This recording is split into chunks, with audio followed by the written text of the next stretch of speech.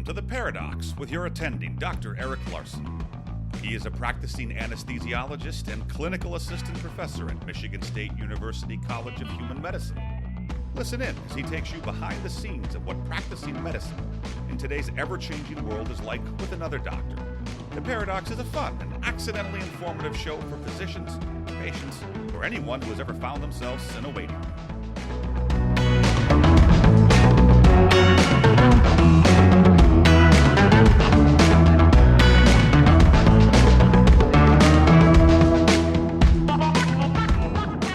So hey there, I'm here with my friend, Dr. David Graham from Billings, Montana. He's an infectious disease physician who is nearing retirement. We'll kind of say quasi-retired at this point, and we've had this discussion before, and we'll talk about it a little bit. But Dave's been our resident COVID expert. He's been on a number of times to describe things, and everything we've predicted and talked about since April of 2020 has happened, has transpired. So welcome back to the show, Dave. Hey, thanks. Great to be here. Number 6.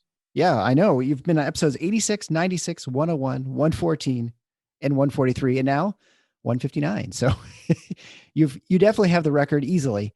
And well, nothing's changed. So, we can go back to the first podcast and just air that one, right?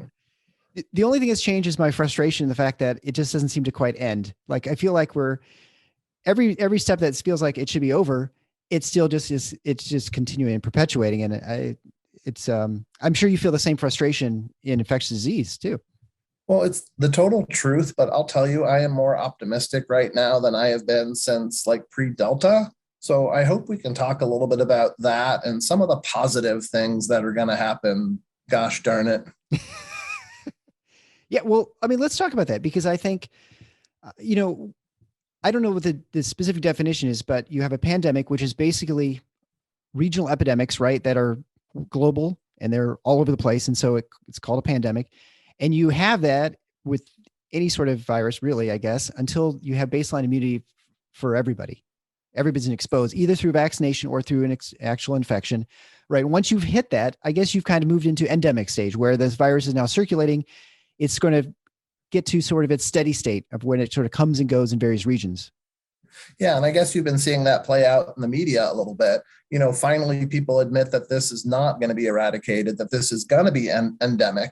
But then you have pushback that people are saying, well, endemic doesn't mean safe. And that's the truth. And if you look at the numbers right now, it's clear we're still in a pandemic, right? This is rip roaring. This is raging through the world. What will transition us from a pandemic to the endemic? That is what is really interesting, is what's going to happen in the next 6 months. And I'm sort of Schrodinger's cat on this. This is a box and something will happen, but we're not going to know what it is until we look inside and see if the cat's dead or not. Are we going to have just kind of little mini waves as the post-Omicron fittest virus kind of plays out?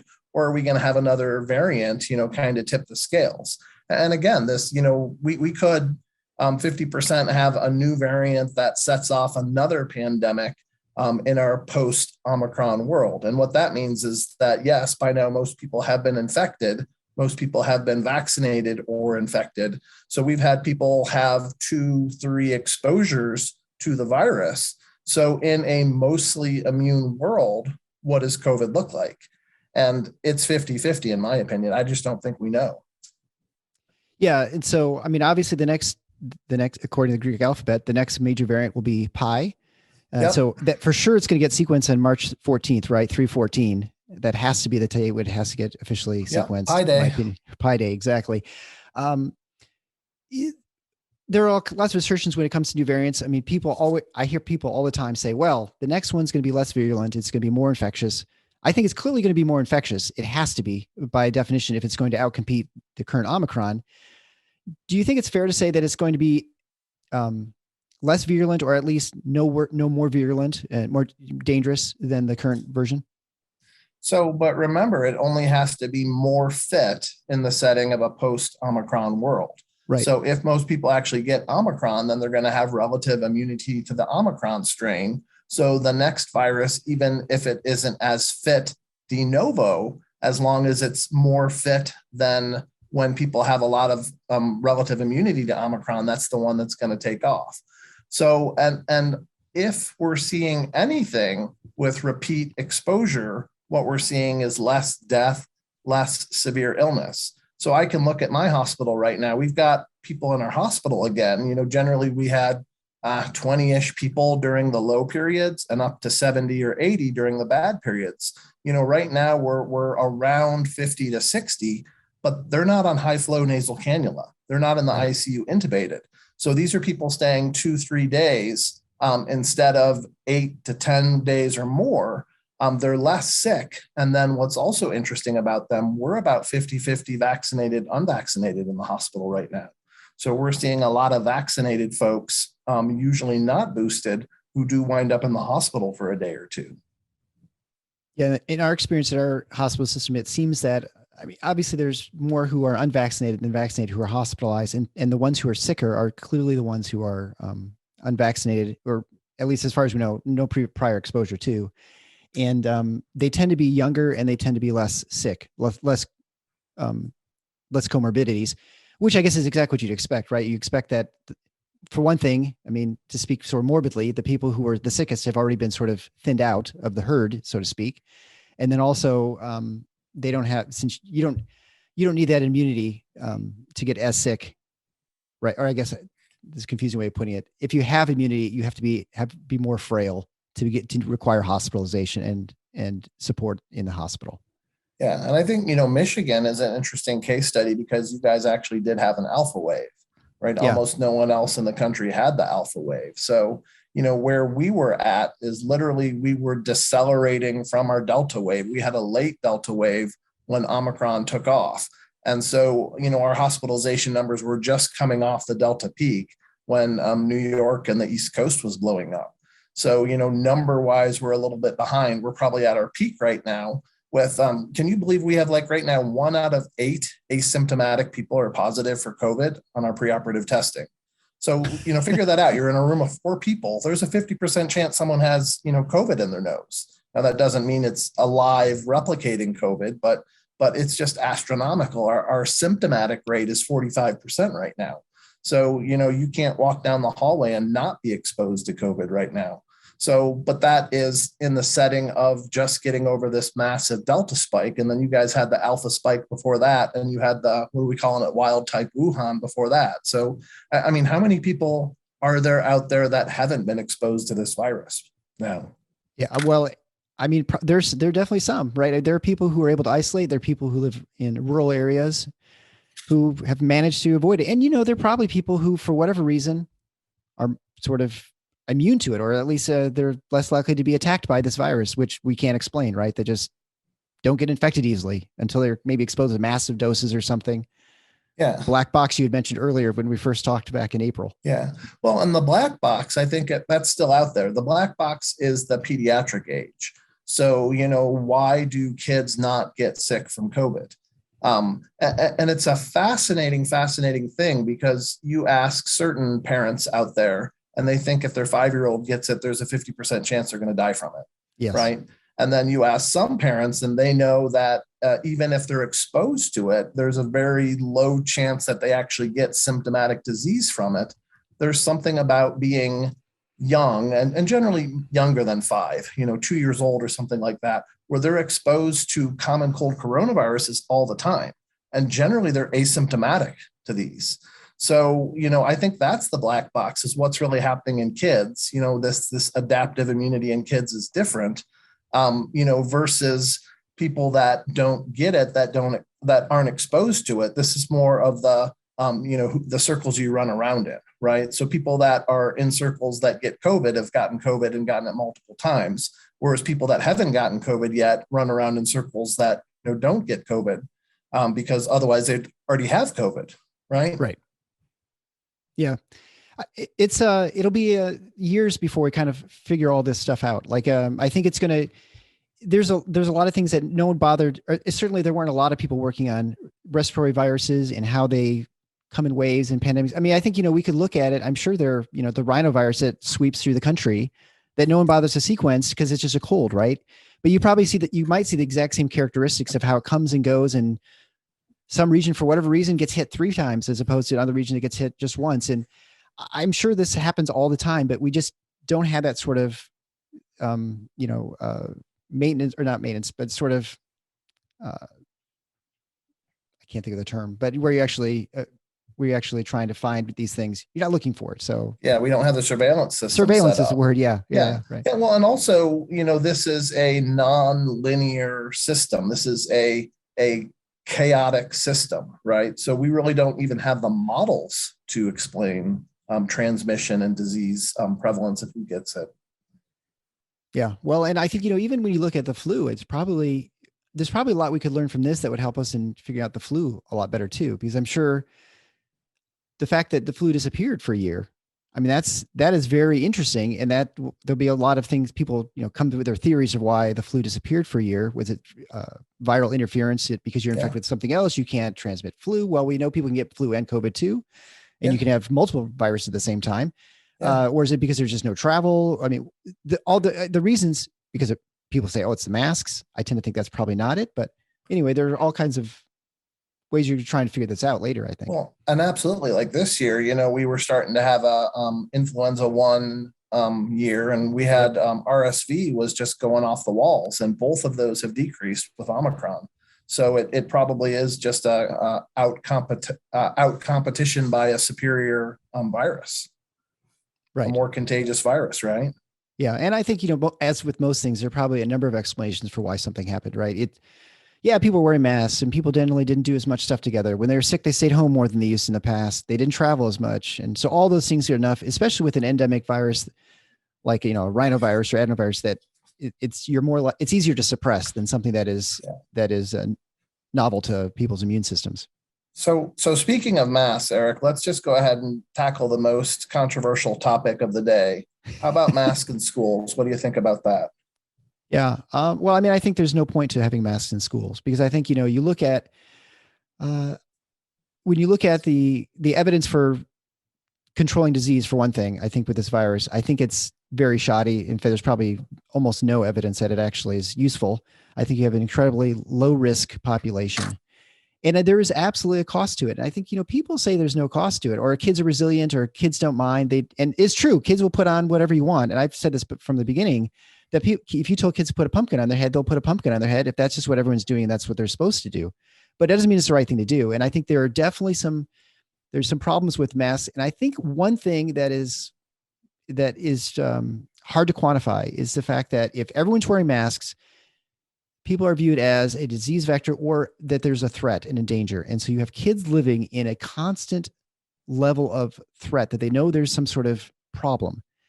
And that's not healthy to your normal development, I don't think. And by putting them in school all the time, I mean, it's sort of like running active shooter drills every day of the week. You might be more prepared for an active shooter, but you're going to create a lot of anxiety and depression. And we're seeing that it's exploded in kids. And I guess the counter argument would be, is if you really thought this is preventing serious harm to those kids, then it makes sense to do it. Like, we've got no choice, but this is what we have to do. But I don't see any credible evidence that this is helpful in any way. And certainly when you get to the point where everyone can be vaccinated who is at risk, who can be, it makes no sense to mask kids and to sort of put all these burdens on them to protect people who could protect themselves if they wanted to. I mean, I just don't see at this point, it doesn't make any sense at all, except it's become sort of a religious sort of movement at this point. I don't know. What do you think, if that sounds accurate? So I think, this is great, but taking a step back, what can we do to bring people together? This is probably the most divisive issue we have right now. So what if, and I agree with your assessment, by the way. So, but what if we started with, I just don't think we know, that this is a medically unanswered question, and there is room for different opinions on this topic. So that said, we can look at the evidence which is mounting in the popular culture that supports a maskless school environment. Like, for instance, the Wall Street Journal recently finally published something comparing the efficacy of, cloth masks versus surgical masks versus N95s, right? So that was in the Wall Street Journal. The CDC finally pointed out that cloth masks are essentially ineffective, and you should use a more effective mask. So, and in fact, what did the LA Unified Schools do with that? They actually outlawed cloth masks and are now requiring all of their kids to wear procedural masks to school. So, the question is then, with cloth masks, if we have no benefit, then essentially all we have are the downsides to it, right? Every intervention has risks and benefits. So if we are trying to argue from a popular culture point at this point that there's really no benefit to this, then if there's any risks at all, it would seem that those risks outweigh the benefits. So, but even if we try to temper our argument, there are folks that will religiously defend anything is better than nothing. I have an immunosuppressed child. I have immunosuppressed parents. And I think the response to that at this point is the idea of one-way masking. Okay. So this is a popular topic that I hope gets more play. But where we are now is you can get vaccinated if you want to get vaccinated. You can get boosted if you want to get boosted. We now know there are N95 masks that are extremely, extremely effective at protecting you regardless of my behavior, right? I have a right to swing my fist around until, it meets your nose, right? So your nose has this great ability to protect itself from my fist now in this world. So why are we worried about me swinging my fist around anymore? Yeah, no, I think that's very sensible. And I think now we're kind of like almost a policy, right? Because I think as long as you don't have a mandate to wear masks, I think it's entirely acceptable to have people at school say, hey, schools say you can wear a mask. And ordinarily 5 years ago, you couldn't walk around with a bandana on your face and wear a mask, right? We know that would have been disallowed for sure. But now we can say, hey, if you feel like you need it, you should wear a mask. If you want to wear a mask, you can. I think you're right. It's a good middle ground. But I think, the problem is, of course, there will be schools that still maintain the mandates, and they are generally the largest school districts, and they are in the most influential parts of the country. I'm in Michigan, you're in Montana. We don't, we're not worth a hill of beans to people who make the policy decisions at a federal level, right? Yeah, but there's mandates on both sides. There's mandates to wear masks, and there's mandates that make masks illegal, right? Correct, yeah. So, they're both silly. So I would say that this is not a medical issue at this point. This is a legal issue. What does the law allow your school district to do? Right. Yeah. I mean, I think there are probably some things about uniforms. And so there's probably some sort of, precedent for having standardized dresses and, dressing of clothing and stuff. So I don't know what the legal definition is, but I do agree it's much rather than ban masks altogether, or it'd be much easier just saying you can do what you want. You can protect yourself. And like you said, we know ways to protect yourself personally, and those you were in your multi-generational home and those sorts of things. Yeah, I think there's plenty of ways to protect yourself. It obviously goes, to leaving our scope of medicine here, it definitely goes to a broader discussion on school choice and the fact that maybe this is how you sort of sort schools out. Maybe you have a couple schools in your district that are like everyone wear masks and another one where people don't, or something like that, or that's the expectation.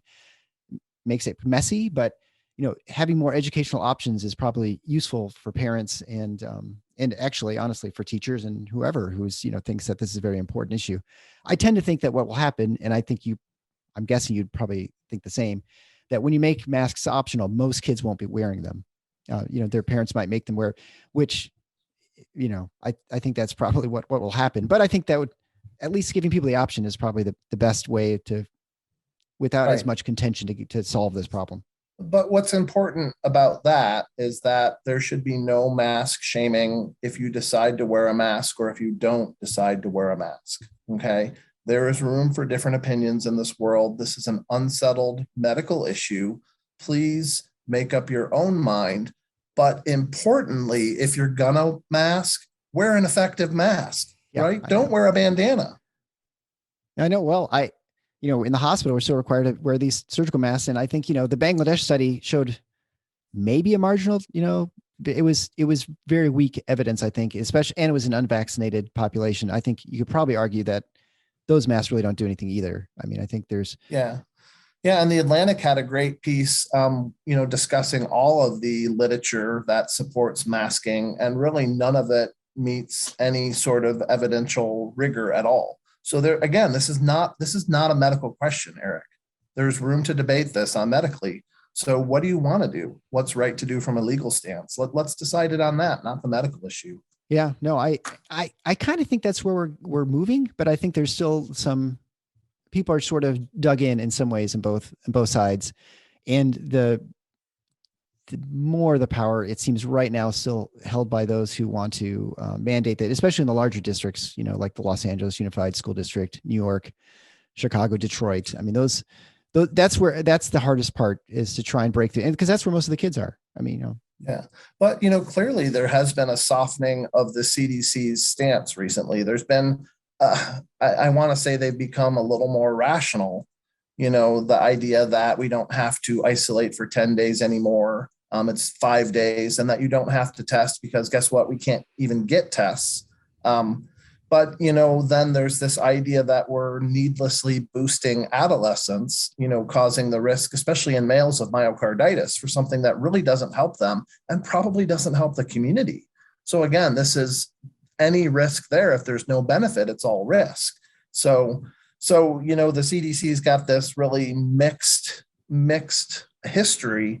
It seems like they're trying to do better, but again, this is not a safe world we live in. It needs to be a safer world that we live in. And when, getting back to the less than 5-year-olds, if a parent has a concern that if my child gets COVID, there's a 50% that they're going to die. If we can come back with some reason and tell them, your child has a 10 times higher risk of dying in a car wreck than they do from COVID. And I know that hits home to you, Eric. But what actually is the risk to your child? It's not COVID.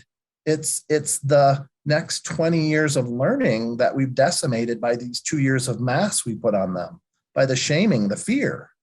Yeah. Well, I had Sean Dione on my show, and he's a researcher at Brown University, and they do IQ checks, basically. I mean, and they found a dramatic drop in IQ in young children. I mean, it's real. I mean, we could argue about what is causing it. And, is it verbal? Is it masking? But I don't know, or maybe kids just less interacted in daycare, whatever. But I mean, that's a real finding. I mean, that's not someone who's looking to, there's certain people who are looking for excuses to move an agenda. And this is someone who has no agenda, just like, oh, look at what we just found. It was like the accidental surveillance data. I wonder too, when it comes to the mandates, I mean, how do you think with passports? I think you're seeing cities starting to adopt these. I think we both agree that the passports really serve no purpose in the sense that whether you're vaccinated or not, it's clearly you're not going to stop the disease, right? I mean, if you've been recently vaccinated or boosted, you probably are less likely to get infected. But at some point in a few months, you're pretty much no different than the rest of the population, or, not enough that it's going to make a difference in controlling the spread of the virus. So these passports, to me, it feels like they have to just die off. But again, I see more and more cities adopting them, and it's definitely a political sort of move at this point. It's not really based.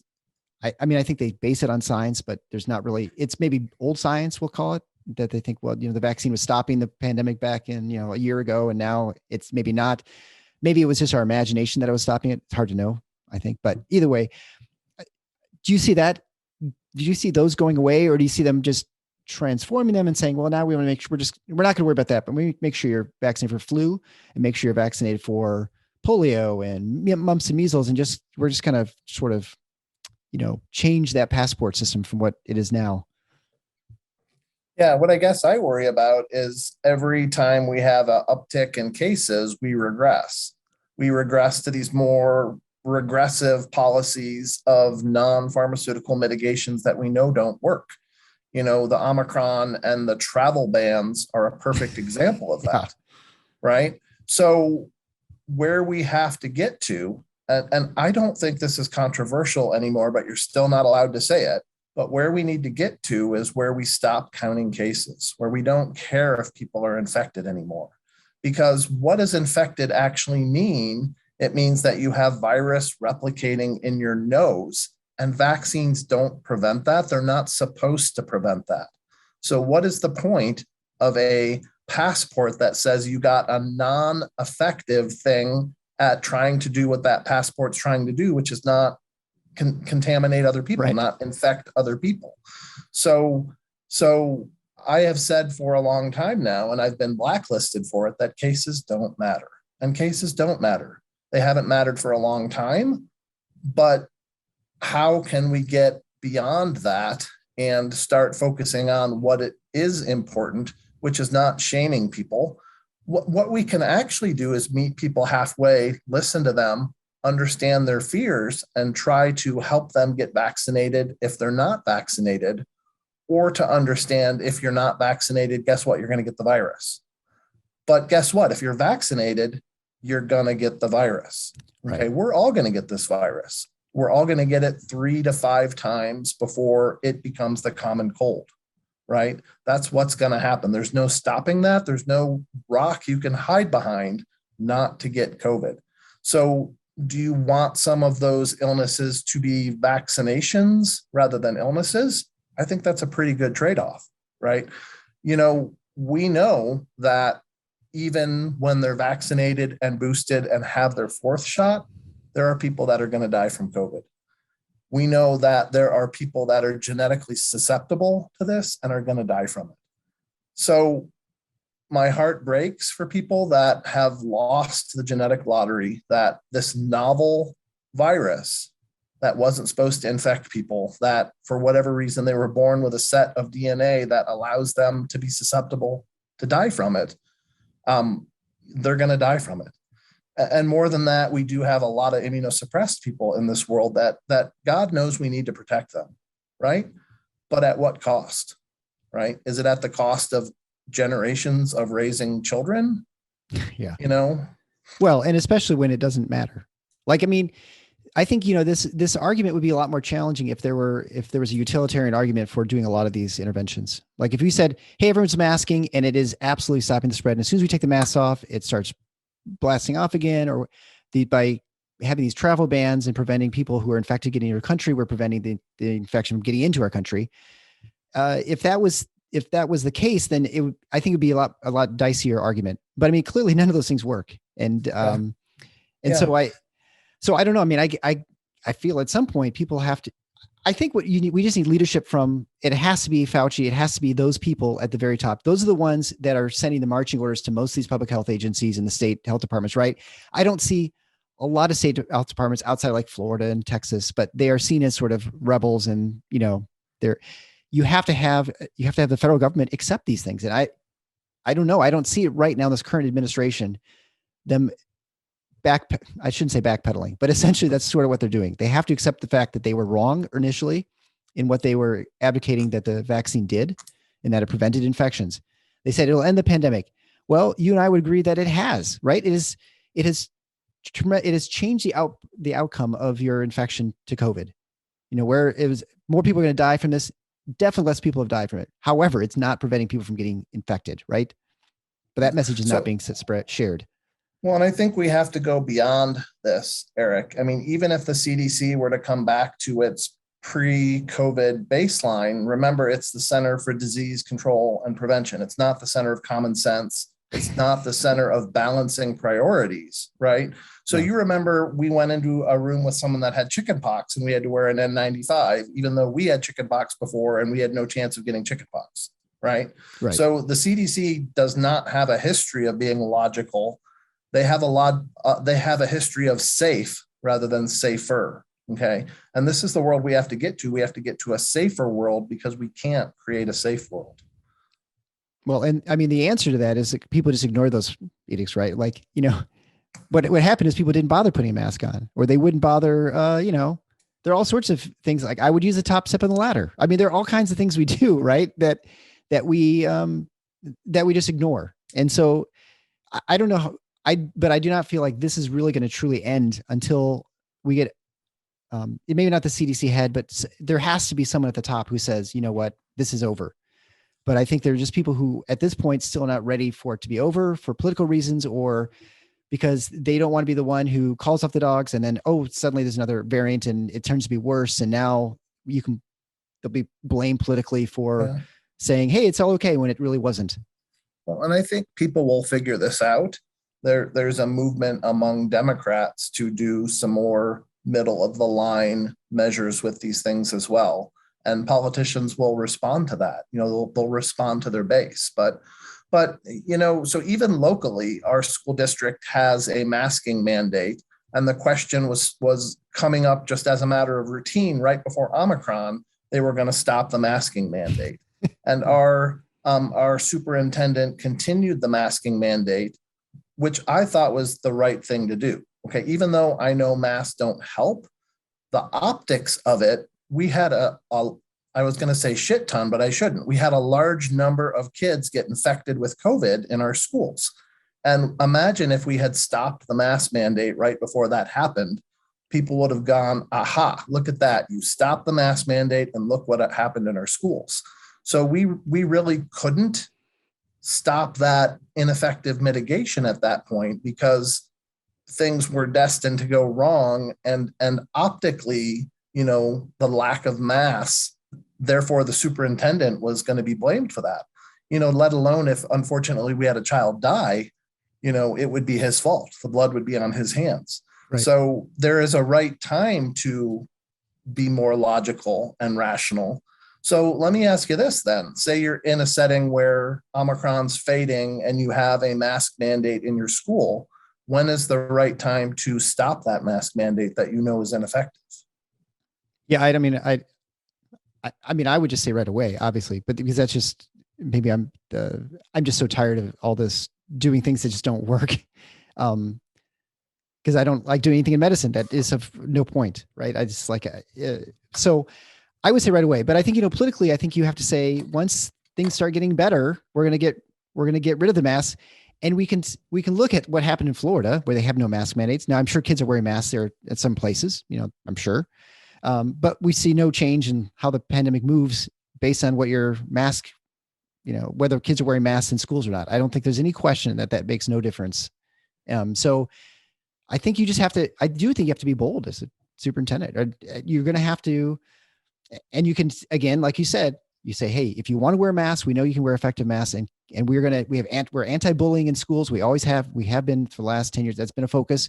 It will continue being a focus. If kids get harassed, pulling their straps or something and being harassed, we're going to put an end to that. And I think that would be the middle ground. But you could say we're not going to require every kid to wear it because there are kids we recognize that have problems learning and communicating. Yeah. And I think you could make an educational argument and say from a safety standpoint, we don't think it's necessary for everybody to mask. I think you could do that right now. Yeah. And I think you could make a good argument, and I think you could convince enough people. I don't know. Yeah, I think the answer is soon. As soon as cases are coming down, that's the time. But, let's reflect on the fact that the WHO doesn't recommend masking kids younger than 5. Right. Let's reflect on the fact that in Europe, most schools don't mask, period, right? So the US is a significant outlier in masking in schools. Let's get with it and focus more on what the world does, and do the right thing for our kids, right? Yeah. Well, and then, I've got a kid in college, and it's kind of insane what's going on in the college. You see huge disparities. You see, like, I'm looking at the Big Ten, for instance. University of Iowa has no mandates or anything. And they don't have a vaccine mandate or a mask mandate. And then University of Michigan, Michigan State University here in Michigan, they have mask mandates. They have now vaccine mandates. In fact, Michigan State still was virtual. I think they maybe are leaving virtual learning now, to, control the spread. I'm not quite sure what their point is. So you've got 20-year-olds who are probably the healthiest members of your population, and you're treating them like they're porcelain dolls. Right. And you're requiring boosters that have the potential for harm more than helping young adolescent men.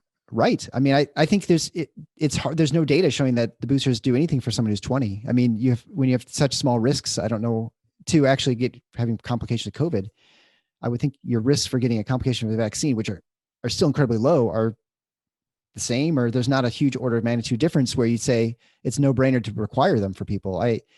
It's sunny, except that I think you're seeing a real shift in political. You're, I guess, seeing a good example of a lack of political power, right? Young kids, they don't vote. They can't, they're captives, and kids in college are pretty much captives too, right? They don't really vote. They don't have any economic, means to make decisions. And and they feel trapped because it's sort of like a doctor, if we want to transition to the next point, feels like they have to keep working because they have to maintain a certain lifestyle. Kids have to go to school to get their degree, and they can't just say, well, I'm not going to go because they have this mandate they don't want to follow. They just sort of feel they're trapped. And so it's like a golden handcuff, right? I mean, you have no choice. And so they're bound to, and I'm sure the boosters are the ones driving a lot of this at these universities, that they insist that their school is doing the right thing. Right. The people that actually pay the bills, right? Or the people, well, not even that, people probably who pay for the donate buildings. Money. Yeah. Those are the ones who probably are least affected by all the, measures, because they don't have young children. They're the ones who are, millionaires. Can I bring us back to optimism again? Please. So let's talk about Paxlovid, Eric. What do you know about Paxlovid? Well, Monica Gandhi talked about it on my show a couple episodes ago. And I mean, it's pretty amazing. It's like it's a protease inhibitor, right? And it's based on sort of the medications that are used for HIV. And it kind of stops the replication of the virus. And so it's pretty remarkable. I mean, in some ways I feel like it kind of hit too late, but that's probably not entirely true, because there are people who are going to be susceptible to this. Like you mentioned, frailer, older people who have a couple of comorbidities who will definitely benefit from this. I mean, what's been your experience with it, and have you used it at all in Montana? Or? No, there's no Paxlovid anywhere. You can't get it. It's in Europe, right? Yeah. Well, it's FDA approved at this point. There's just no supply of it. So, But again, I'm saying I'm optimistic for the future, because eventually we will have it. And it is truly an amazing drug. Like in the treatment arm, no one died, 90% reduction in hospitalization. So this will, once we get it, there'll be no more infusions of immunoglobulins. This is not like with influenza medicines. I talk about how effective they are, and it's like a spitball against an elephant. That's how right. good, our flu medicines are. Yeah, right. But again, so we have vaccination, we have N95s, and then we have Paxlovid now, which we can give to people that are susceptible. It's a 5-day treatment course. It's cheap in the scope of things. What is it, $1,500 or something like that? But this is a truly revolutionary antiviral. It's the first really effective anti-respiratory viral disease medicine we have. So again, the optimism is no one needs to die from COVID anymore once we have an available supply of Paxlovid. Here's the kicker, though. We need to give it to people early, so we need testing in order to do that, right? Yeah. So I guess that contradicts the message I had before. Who cares about testing? Who cares about numbers?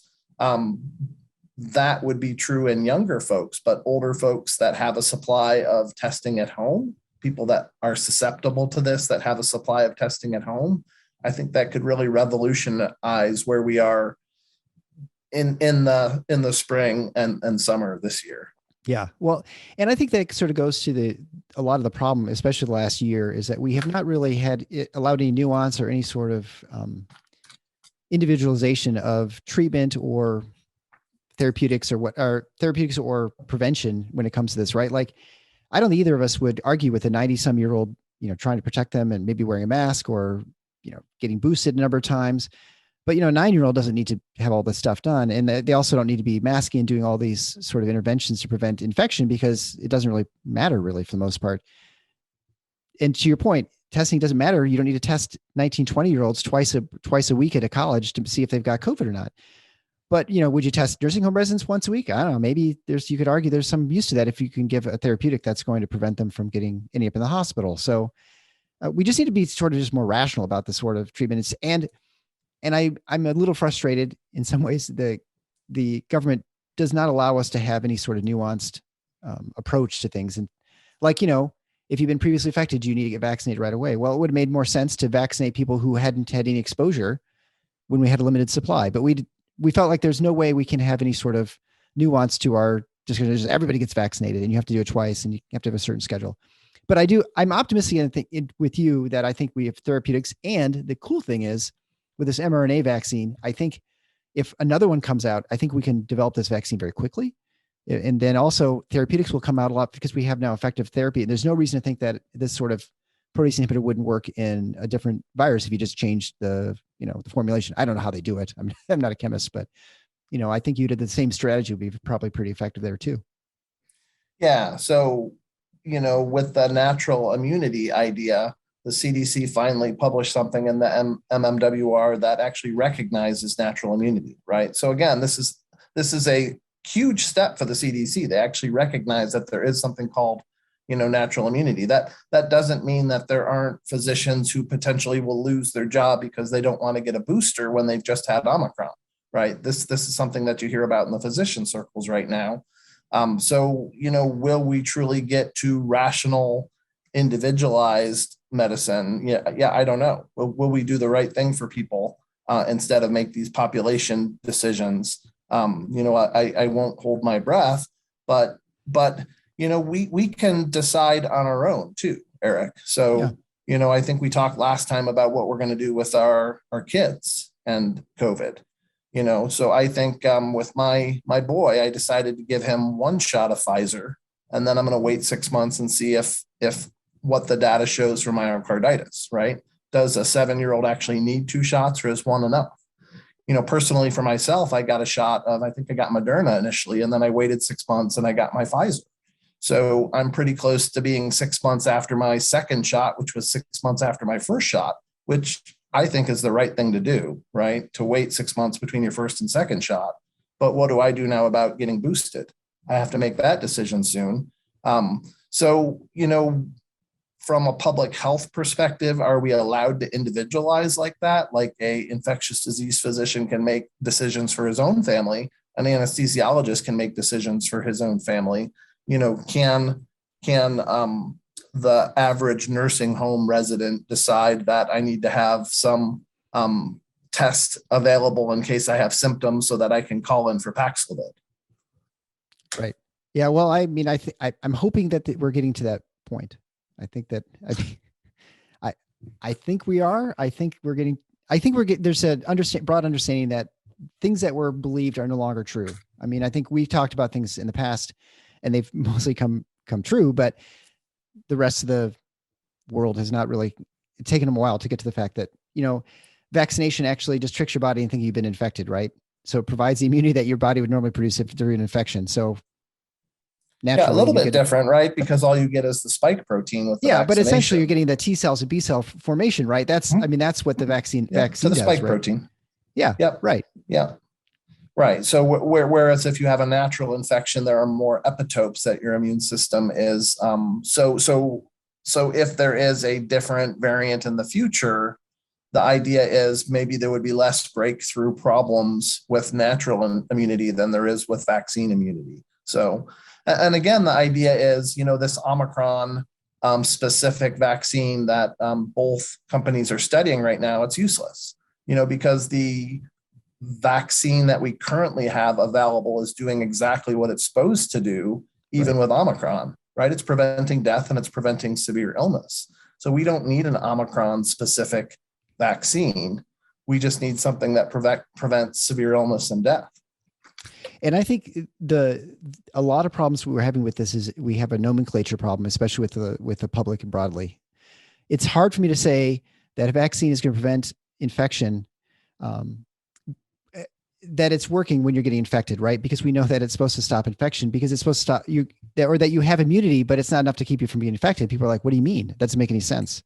Right. It is really complicated. And which, as you know, immunity is, the immunological system is incredibly complex, and it's really hard to sort of, for layman's terms, to explain this to people. And I don't even understand it totally as a physician. I've had course on it. So what actually is infection, right? Infection is the virus getting in your nose and replicating.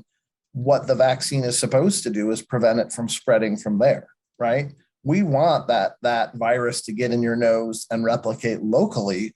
We want you to get a mild asymptomatic infection every time you're exposed to COVID, right? That's ideal. That's perfect because that boosts your immunity every single time. And you may not have enough replication competent virus to be contagious, right? So that's what we want. We want people with low levels of virus in their nose frequently so that they can boost their immune system. But try to say that in public and not get tomatoed. Yeah, right. Well, and I think that was actually one of Monica Gandhi's points earlier during the pandemic, when she said there might be some utility to masking, that it would prevent the viral load that you get. And so maybe you'll get to that point where you just get enough just to get a slow, like a slight asymptomatic. And I think it makes some sense to me. I mean, I could buy that. I think it's got to be a very low amount, but it's possible, well, especially if you have previous underlying immunity, right? And to commend Dr. Gandhi, she had the idea that wearing a mask lowered the virulence of the disease. It lowered the severity of the disease. And I actually heard her walk that back recently. And she talks about the fact that a mask humidifies your air, and that's what the effect is. So it's not the dose you get that causes a change in the virulence. Her theory now is that masks change the humidity that you're breathing, and that's what affects the virulence. So I commend her for having an open mind, even about things that she held. So again, this is the thing. Science changes, right? We have to have really strong ideas, but we have to be able to change them rather rapidly as the evidence changes. Yeah, I think that's important. And that's why I've enjoyed talking to her and having my show twice, because she is open to being wrong and to having new data conflict with what your priors. I mean, that is medicine, right? Like, there's things that were absolutely true, and then you realize that you're completely wrong. You had the physiology wrong, or the pathophysiology wrong, or something like that. So that's why, again, that is why I've appreciated her, and I may disagree with her on some things, but I think she comes with some humility and honesty, which I don't think everyone does certainly in social media. So that's been a problem. But I guess getting back to the very beginning here, you recently retired, or almost retired. What's it? Now, obviously you weren't planning this because of the pandemic. We've seen a number of people leave healthcare during the pandemic. I don't know if it's because of it, or I know some people probably have been burned out because they're just getting worked to the bone. What's it been like for you? Are you a little more concerned about retiring during this sort of, kind of a tumultuous time, or is this something that you were financially in the position you thought you're fine, and it doesn't matter what happens? Yeah. So any time is a good time to retire, right? So and my story, honestly, is a pretty typical doctor story. Is that I got boxed around quite a bit as a resident, have some PTSD, and I apologize for folks who truly had trauma for using the word PTSD. But I mean, residency was not fun, right? I don't think it was fun for any of us, let alone medical school. And some people are certainly more capable of being boxed around than I was. But the final straw in the coffin for me was the fact that we're just cogs in the system, that we no longer are allowed to do what physicians should do. So this, EMR is not, it's a glorified billing system, right? It has nothing to do with patient care. And the fact is that is what everything has become in corporate medicine, a billing machine rather than caring about actual patient care. So I was on the way out long before COVID, just due to the fact that I never really enjoyed practicing medicine and being reminded of the abuses of my youth. And then the corporatization of medicine was the final straw. So I do financial coaching on the side. I've got 3-year-old twins, which is pretty amazing. I'm an old man to have little girls at home, but that's a lot of fun. So I'm going to be a stay-at-home dad and try to be a better, more supportive husband as well, which is truly a challenge. Taking care of yourself is hard. Taking care of kids is hard, but the wife, she deserves more than she's gotten in the last couple of years. So that's a priority too. Yeah, no, I understand. And I think trying to get to a point financially is where you have some security and you have options is really important. And I don't think this is not obviously just for physicians. This is for anyone. And with the passing of my son, I've mentioned this on a number of shows. I've been interviewed about it. It would have been a huge burden to have been worrying a lot about money where I didn't have the option, where I had the option at least of working or not working. I mean, to be able to go a couple months and say, I don't need to work right now. I need to take care of my family, myself, and deal with the grief. All sorts of things can happen. I mean, obviously, death of someone in the family close with something, but you can get sick, you get injured, right? I mean, there are all sorts of things that can stop, or a pandemic can happen and shut down your practice or your business for a couple months. And so, trying to get to some point of financial independence is important. not to drive yourself crazy trying to do it, probably, right? To do it in a mindful way, but to actually have that so that if something happens and comes up, which life inevitably throws at you, you have the ability to, I guess, respond in healthy ways. Right. And just awakening to the idea that the financial services industry is not there to help you. You're actually a big target, and they're after you. They're there to harpoon a whale. And guess what you are, Eric? You're that whale. So, and Wall Street in general, there is nothing good about any of that. The incentives are such that they're going to milk you dry all day long and all night long. So actually figuring out that you need to save some money, saving money and doing so in a reasonable way, saving in a reasonable way, that's 95% of becoming financial independent, right? You don't have to do anything fancy. You just have to save money. And then once you've saved that money, you have to do something reasonable with it rather than put it in Wall Street or Bitcoin. Right. What do you plan on doing? I assume you're going to keep your license. Do you plan on still practicing some medicine from time to time? And, people like say, oh, I'll do mission work or blah, blah, blah. I mean, what do you foresee yourself doing for the next, not maybe this year, because this year you're probably going to, I imagine, kind of pull back and sort of just do family stuff. But what do you foresee yourself doing in the future? Because it's hard to give up. I mean, practicing medicine is actually kind of fun, dealing with patients and stuff. I mean, I find that very enjoyable. Yeah. The idea that you're walking down the grocery store and someone says, well, hi, Dr. Graham, I don't know if you remember me, but you saved my life a couple of years ago. It happens less frequently now than a couple of years ago, but certainly just being a part of people's lives is rewarding. But I'm going to do that outside of medicine. I can't see a way that medicine plays that role in modern society anymore. It's cogs and machines. Yeah. Well, we didn't end on an optimistic note, but I guess the fact that you're getting out and getting to do what you want to do is very encouraging. So I'd obviously recommend people check out your website, fiphysician.com.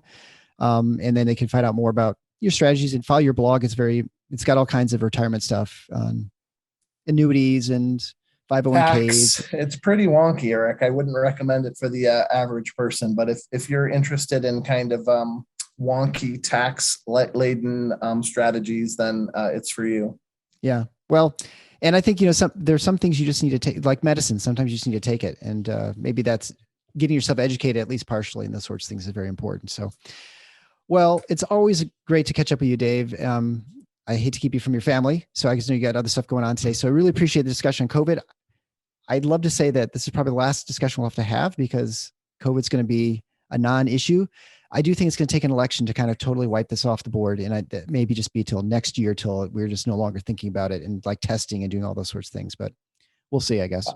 I think it's going to take a look in that box. Is the cat dead or not? That's what's going to tell us the future. Yeah. Well, thanks again. And hopefully everyone enjoyed the show and we'll talk again. Thanks for listening to The Paradox. If you like what the doc is doing, please subscribe and leave a review on iTunes or Stitcher. And share the show with your friends. Become a supporting listener to get access to special bonuses at patreon.com/theparadox. Show notes can be found at theparadox.com.